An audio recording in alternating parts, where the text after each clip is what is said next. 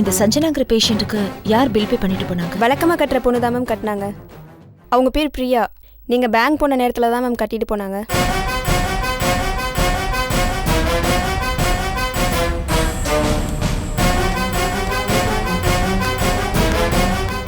அம்மா சாப்பாடு வேண்டாமா?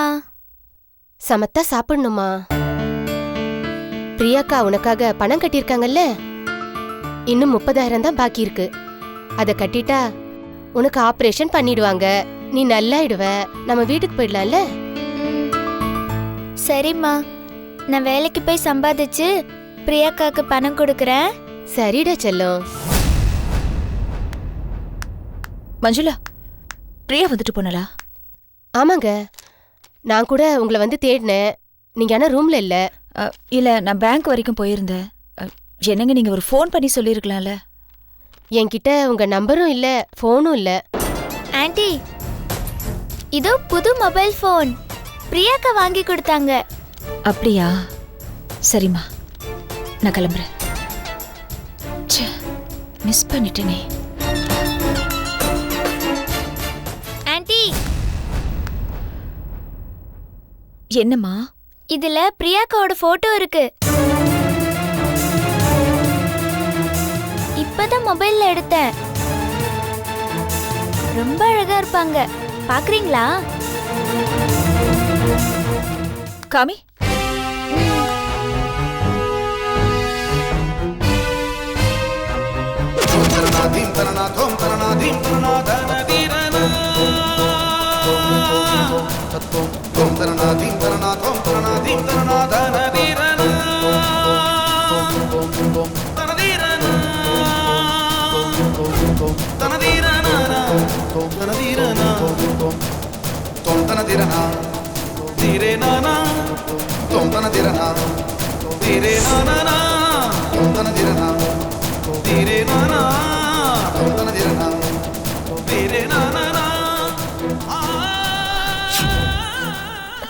என்னங்க? இவத பிரியாவா? ஆமா, ஏன் கேக்குறீங்க? என்னங்க, எதுக்கு அழறீங்க? இவ பேர் பிரியா இல்ல, இவ பேர் மகா. மகாவா? இவ இப்ப எங்க இருக்கா? அட்ரஸ் தெரியலையே. எதுக்கு இப்படி எமோஷனல் ஆகுறீங்க? ஐயோ, நான் இவ்வளவுதாங்க இவ்வளவு நாளா தேடிட்டு இருக்கேன். இவ்வளவுதாங்க இப்ப என் வீட்டுக்காரர் ஜெயில தண்டனை அனுபவிச்சுட்டு இருக்காரு. என்னங்க சொல்றீங்க? இவ வந்தாதான் அவரை காப்பாத்த முடியும். அட்ரஸ், போன் நம்பர் ஏதாவது? எல்லாம் கேட்டேங்க. நான் செய்யறது ஒரு தொண்டு, இதுக்கு பப்ளிசிட்டி தேவையில்ல. என் அட்ரஸ் எதுவும் கேட்காதீங்க. உங்களுக்கு தேவைப்படுற நேரத்துல நானே வந்து நிப்பேன்னு சொல்லிட்டு போயிட்டாங்க. ஐயோ, இவ்வளவு நாள் இவ என் பக்கத்துல இருந்து நான் இவளை மிஸ் பண்ணிட்டேன், ஃபாலோ பண்ணாம விட்டுருக்கேன். இத பாருங்க, நாளைக்கு அந்த பிரியா வந்தானா உங்களுக்கும் எனக்கும் உண்மை தெரிஞ்சதை தயவு செஞ்சு அவகிட்ட சொல்லிடாதீங்க. அவகிட்ட ஏதாவது பேச்சு கொடுத்து அவளை இங்கேயே உட்கார வைங்க. எனக்கு ஒரு ஃபோன் மட்டும் பண்ணுங்க, நான் எங்க இருந்தாலாவது வந்துடுறேன். ப்ளீஸ், எனக்கு இந்த ஒரு உதவி மட்டும் பண்ணுங்க. கண்டிப்பா பண்றேங்க. நான் இந்த போட்டோவை டிரான்ஸ்ஃபர் பண்ணிக்கிட்டு போனை நான் உங்களுக்கு கொடுத்து அனுப்புறேன். சரிங்க, பாத்துக்கோங்க.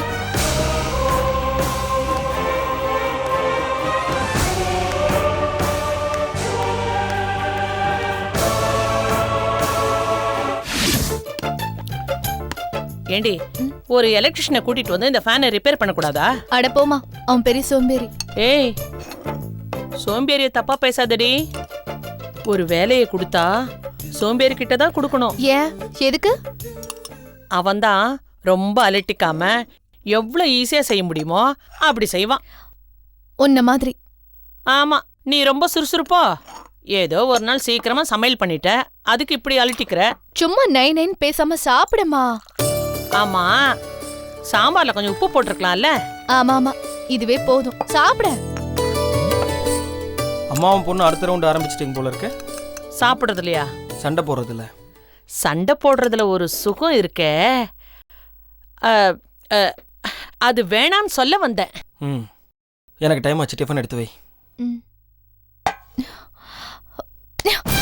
ஏய், என்னாச்சு? ஜெயந்தி, தலை சுத்துது. என்னம்மா? மா, ஜெயந்தி, ஜெயந்தி,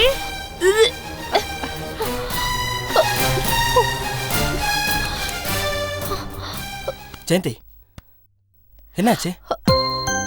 ஒன்றும் இல்லைங்க. என்னாச்சுன்னு சொல்லு. நீங்க போங்க, நான் வரேன். இல்ல நான் இருக்கேன். எனக்கு ஒன்றும் இல்லைங்க, நீங்க போங்க, நான் வரேன்.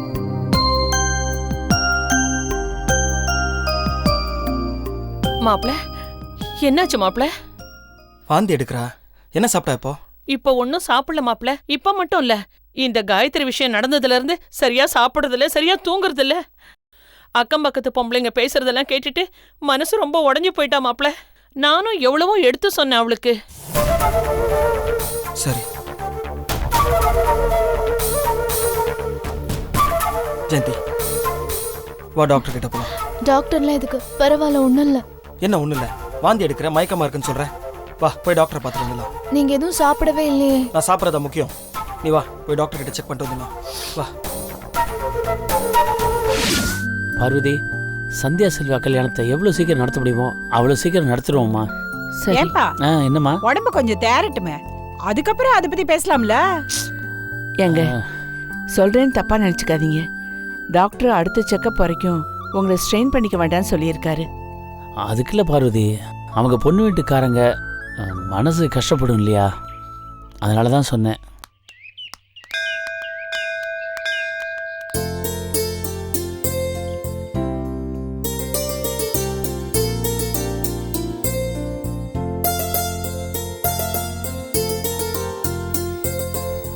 கௌரி, அங்க பாரு. இல்லம்மா, உடம்பு சரியாக அப்படி சம்பந்தி. நாளாக. வாங்க வாங்க சம்பந்தி, வாங்க வாங்க. வணக்கம்மா. இப்ப எப்படி இருக்கீங்க? நல்லா இருக்கேன் சம்பந்தி. நீங்க டிஸ்சார்ஜ் ஆனதா கேள்விப்பட்டோம். சந்தோஷத்தை பகிர்ந்துக்காம இருக்க முடியல, அதனாலதான் ஓடி வந்தோம். வர்ற வழியில கோவில்ல உங்க பேர்ல அர்ச்சனை பண்ணிட்டு பிரசாதத்தை கொண்டு வரலான்னு பார்த்தா நீங்க இங்க இருக்கீங்க. ரொம்ப சந்தோஷம் சம்பந்தி. வீட்டுக்கு போனா ரொம்ப போர் அடிக்கும், அதான் கோவிலுக்கு வந்து பிரார்த்தனை பண்ணலான்னு வந்துட்டோம். இப்போ எப்படி இருக்கீங்க சம்பந்தி? நான் இப்போ கொஞ்சம் பரவாயில்லம்மா. ஆனால் நீங்கள் எல்லாரும் தான் என்னை கொஞ்சம் மன்னிக்கணும், உங்களை ரொம்ப சிரமப்படுத்திட்டேன். ஐயோ, அதெல்லாம் ஒண்ணும் இல்ல சம்பந்தி. நீங்கள் ஒரு சம்பிரதாயத்துக்கு தான் இப்படி சொல்கிறீங்கன்னு எனக்கு தெரியும். ஆனால் நீங்கள் மனசளவில் ரொம்ப கஷ்டப்பட்டிருப்பீங்க. ஆம்பளை பிள்ளைன்னா பரவாயில்ல, ஆனால் நீங்கள் பொம்பளை பிள்ளை பெற்றவங்க எவ்வளோ சிரமப்பட்டிருப்பீங்கன்னு எனக்கு தெரியாதா? அதனால என்ன சம்பந்தி, அடுத்த முகூர்த்தத்திலே கல்யாணத்தை நடத்திட மாட்டோமா என்ன? அப்படியே செஞ்சிடலாம். அன்றைக்கே நான் சந்தியா கிட்ட எவ்வளவோ எடுத்து சொன்னேன். சந்தியா தான் ரொம்ப பிடிவாதமாக வேணான்னு சொல்லிட்டா. அவன் என் மேலே வச்சுக்கிற பாசத்தை பார்த்தா எனக்கு என்ன சொல்கிறதுனே தெரில சம்பந்தி.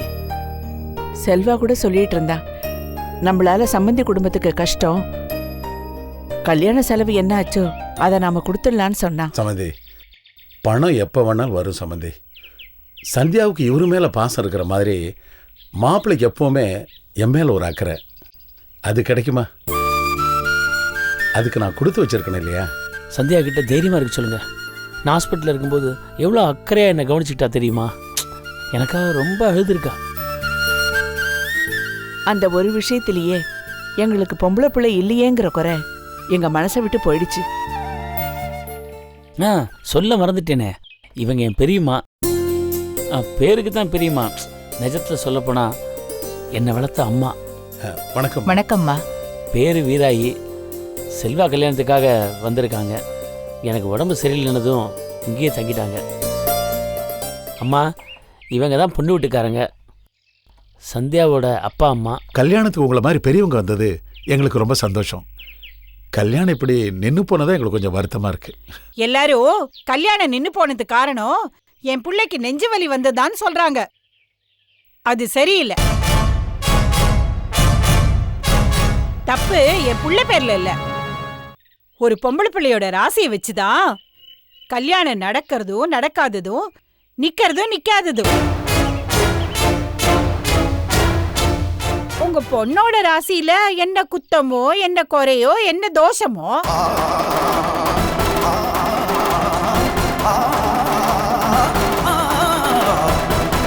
அவ ஜாதகத்தை ஒரு நல்ல ஜோசியத்தை கொடுத்து சரியா பாருங்க. ஏ பார்வதி, அவங்களுக்கு சரியா பார்க்க தெரியலனா நீயாவது அந்த பொண்ணோட ஜாதகத்தை வாங்கி வையே, நம்ம வைத்தீஸ்வரன் கோயில் ஜோசியரை வர வச்சு பாப்போம். எங்க ஊர்ல இப்படிதான் மாப்பிள்ளை ஜாதகத்தை வாங்கிட்டு போய் பொருத்தம் பாக்குறேன்னு அதுக்கேத்த மாதிரி பொண்ணு ஜாதகத்தை மாத்தி எழுதிவிட்டு 10 பொருத்தமா இருக்குதுன்னு சொல்லிவிட்டான். அவன் கல்யாணமோ இப்படிதான் நின்னு போச்சு.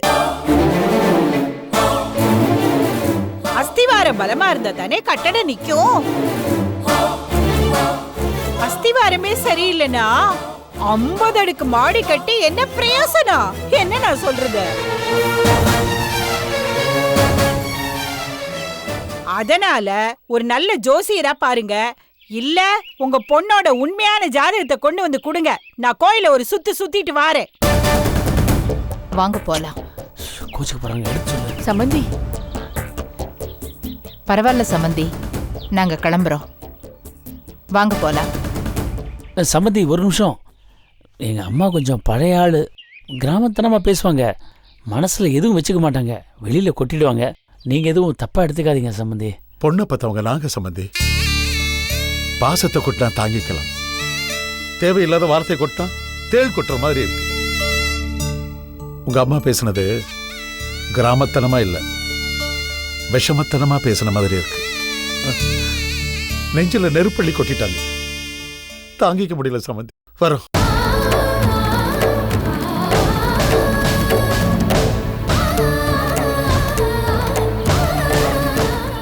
ஏங்க நிக்கிறீங்க?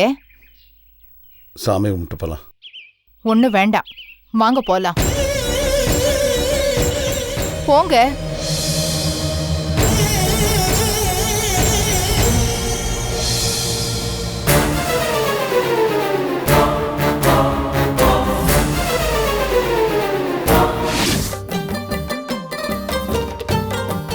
நான் உன்கிட்ட என்னத்த கேக்குறது? உனக்கு தெரியாதையா நான் கேட்க போறேன்? இல்ல கேட்டாதான் கொடுத்துட போறியா? ஏதோ உனக்கு கொடுத்து எங்களுக்கு பழகி போச்சு. உனக்கும் இதெல்லாம் கேட்டு புளிச்சு போச்சு. என் பொண்ணையும் மருமகனையும் எவ்வளவு கஷ்டப்படுத்த முடியுமோ அவ்வளவு கஷ்டப்படுத்துற. நான் என்ன சொல்றேன்னா, நான் இங்க சும்மா தானே உட்காந்துருக்கேன், என்ன எடுத்துக்கோயேன். எனக்கு பதிலா என் பொண்ணு வயித்துல ஒரு குழந்தைய கொடுத்துருக்கலாம்ல. உனக்கு மனசு இல்ல. நாங்க நல்லா இருக்கணும் நீ நினைக்கல. நான் சொல்றேன், நீ நல்லாரு, நல்லாரு, நல்லா இருப்பா. ஆசீர்வாதம் பண்ணுமா. நல்லாரு. என்னம்மா, என்ன விஷயம்? ஒரு குட் நியூஸ் அத்தை. என்ன உங்களுக்கு ப்ரமோஷனா? ஆமா அத்தை, ப்ரமோஷன் தான், பட் டிபார்ட்மெண்ட்ல இல்ல. அந்த ஆண்டவன் என்ன அப்பாவை ப்ரமோட் பண்ணியிருக்காரு. என்ன சொல்றீங்க மாப்பிள்ள? ஆமா அத்தை, ஜெயந்தி உண்டா இருக்கா?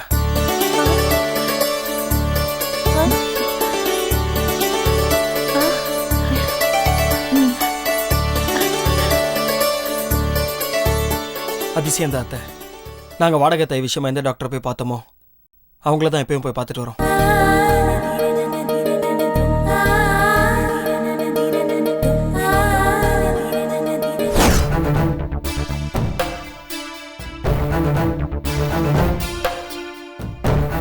இது எப்படி சாத்தியம்னு தெரியல சார். பேஷண்டோட பாஸ்ட் மெடிக்கல் ரெக்கார்ட்ஸையும் இப்போ அவங்கள டெஸ்ட் பண்ணதையும் வச்சு பார்க்கும்போது என்ன சொல்றதுனே தெரியல. Really it's a medical miracle. Doctor? ஆமா சார், ஜெயந்தி இப்ப கன்சீவ் ஆயிருக்காங்க.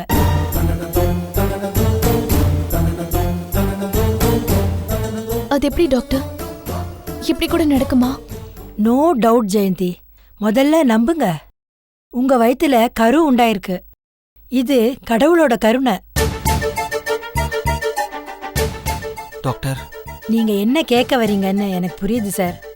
கருவை சுமக்க முடியாம அதுக்கு தகுதியே இல்லாம இருந்த ஜெயந்தி இப்ப எப்படி கர்ப்பம் ஆயிருக்காங்கன்னு தானே யோசிக்கிறீங்க சார். வழக்கமா எல்லா டாக்டர்ஸும் சொல்ற அதே வார்த்தையை தான் நானும் இப்ப சொல்ல போறேன். எங்களுக்கு மேல கடவுள்னு ஒருத்தர் இருக்காரு. கன்ஃபார்ம்டா சொல்றேன், yes, now she is pregnant.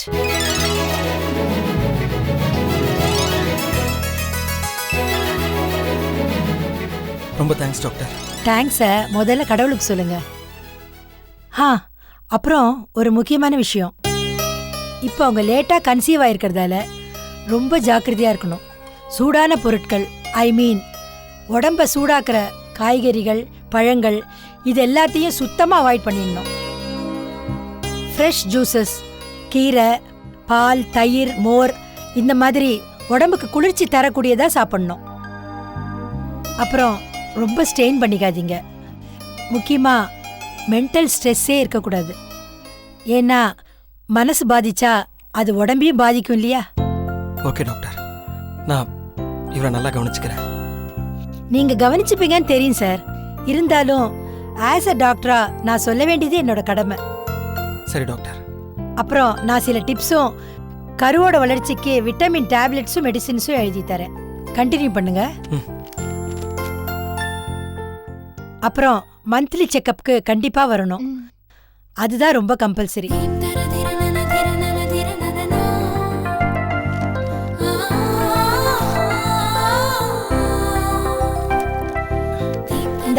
Thank you doctor. Welcome. அப்ப நாங்க கிளம்புறோம்.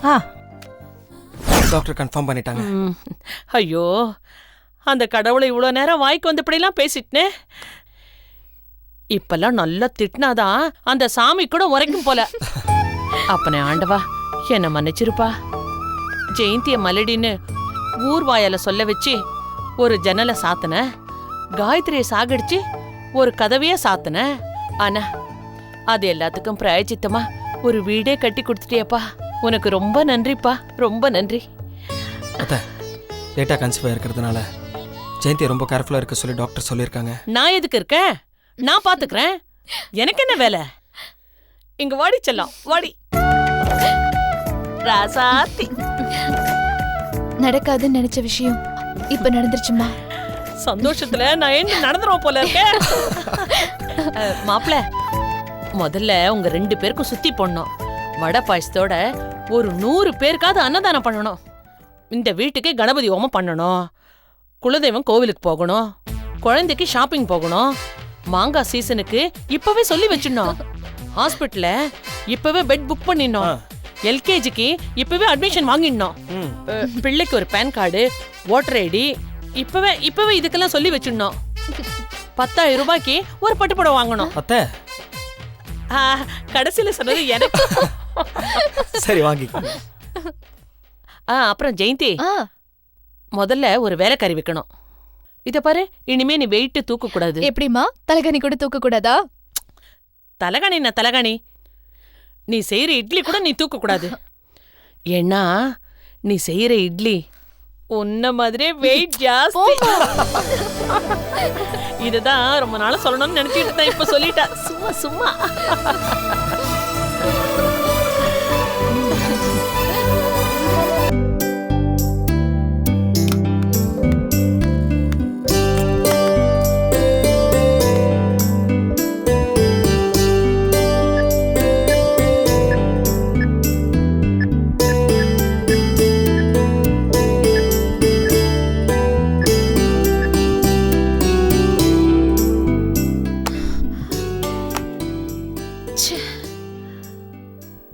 ஃபோன் பேசினது அவதான டவுட் வந்தப்பவே நான் அவளை ஃபாலோ பண்ணியிருக்கணும். தப்பு பண்ணிட்டேன். அவ மட்டும் என் கையில கிடைச்சிருந்தானா நேரா கோர்ட்ல கொண்டு போய் நிறுத்திருப்பேன். பக்கத்துல இருந்து மிஸ் பண்ணிட்டேனே. என்ன மேடம் டென்ஷனா இருக்கீங்க? ஏதாச்சும் ப்ராப்ளமா? இல்ல, ஒண்ணும் இல்ல. இந்த பேஷண்ட் சஞ்சனா இருக்கா? ஆமா. அவ சம்பந்தப்பட்ட ஃபைல கொஞ்சம் எடு.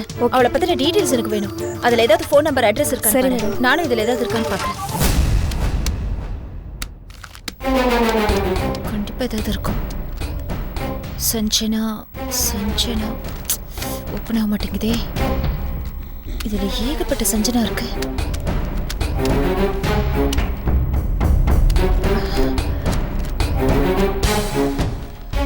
என்னப்பா இது? இதுல சஞ்சனாவோட ரிப்போர்ட்ஸ் மட்டும்தான் இருக்கு. அவளை பத்தின எந்த ஒரு டீடைல்ஸுமே இல்ல. ஒரு அட்ரஸ், ஃபோன் நம்பர் எதுவுமே இல்ல. இது நம்ம ஹாஸ்பிட்டலோட ஸ்பெஷல் கேஸ் மேடம். அதுக்காக இப்படியா? ஒரு ஃபோன் நம்பர் கூடவா நோட் பண்ணி வைக்க மாட்டாங்க? நீ அவ ஃபைல் ஏதாவது இருக்கான்னு பாரு. பாக்குறேன் மேடம். நானும் இங்க வேற ஏதாவது கிடைக்குதான்னு பாக்குறேன்.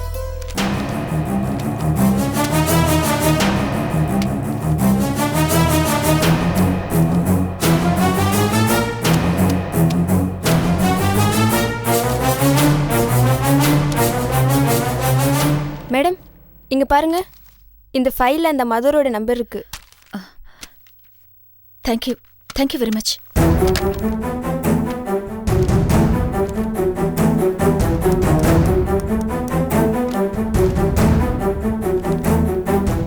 ஹலோ மதர், நாங்க கஸ்தூரிபா ஹாஸ்பிட்டல் அக்கவுண்ட்ஸ் டிபார்ட்மெண்ட்ல இருந்து பேசுறோம். சொல்லுங்க. சஞ்சனாங்கிற ஒரு பேஷண்ட்டை நீங்க கேர் எடுத்துக்கிறீங்கன்னு எங்களுக்கு தெரியும்.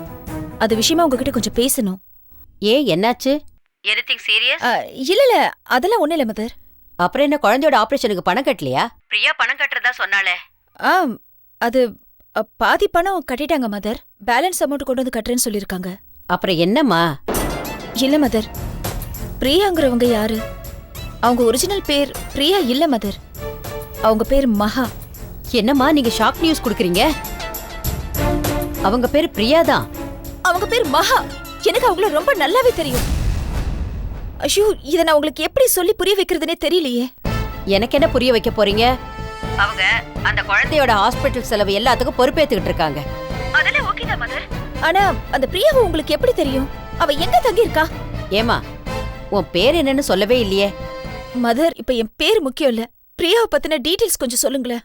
இப்ப பிரியாங்கிற பேர்ல இருக்கிற மகா யாரு? நீங்க கேட்ட கேள்விக்கு பதில் சொல்லுங்க. சொல்றேன் மதர். என் பேர் இளவரசி. இளவரசி? அந்த பிரியாங்கிற பொண்ணு இல்ல மதர், அவ மகா. ஏதோ ஒண்ணுமா. அந்த பொண்ண ஊட்டில இருந்து வந்த ஃபாதர் பிரான்சிஸ் தான் எங்க மிஷனுக்கு இன்ட்ரோடியூஸ் பண்ணி வச்சாரு. அந்த நேரத்துல தான் சஞ்சனாவுக்கு இப்படி ஒரு நிலைமை. அவளே வாலண்டியரா வந்து ஹெல்ப் பண்றேன்னு சொன்னா. சொல்ல காப்பாத்திக்கிட்டு இருக்கா. அவ எங்க தங்கியிருக்கான்னு எனக்கு தெரியாது.